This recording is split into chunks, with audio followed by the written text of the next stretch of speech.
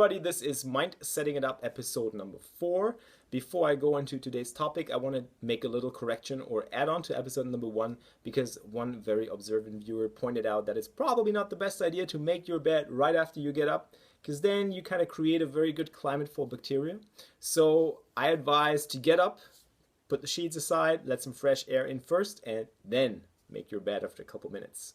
Alright, so let's go into today's topic. Today's topic, I'm going to call it the panic switch.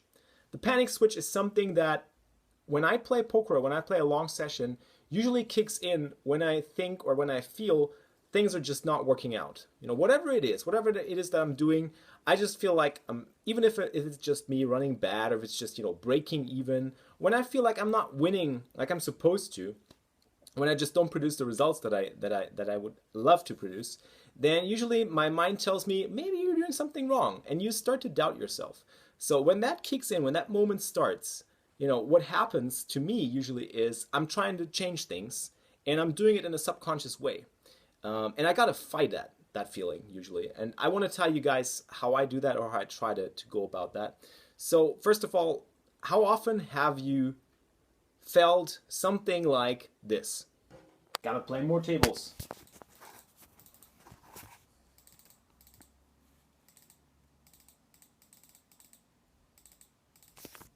Right? Sounds familiar?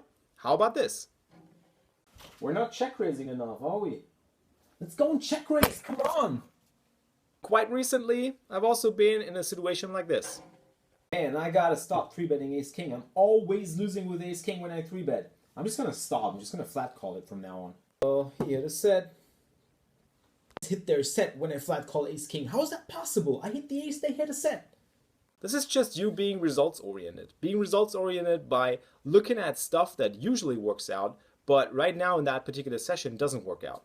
Your brain's kind of trained to look at the results and then make conclusions about how you approach the situation, and maybe that was wrong. But in the end, all that helps is just making that analysis to see if you actually did something wrong, if you can change something. Well, there's certainly always something to be changed. And the best thing to do is just to give hints where you're doubting yourself to other players and just have them review and give them their input on the spot.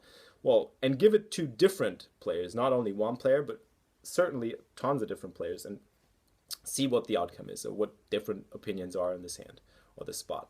Well, what's most important for me is to realize when that moment, when it clicks in my head and that panic tells me something's not working, I gotta change something, I gotta change it, you know, then I just start to try and remind myself what I've been doing these past months and past years, just looking at the overall results. Maybe look at your overall graph or look at, you know, your past history on similar spots, you know, past history showing, well, maybe that flatting with ace king or that 3-betting with ace king, you know, in some situations it didn't work out, but most of the time when I 3-bet ace king, it actually did work out. I did make profit.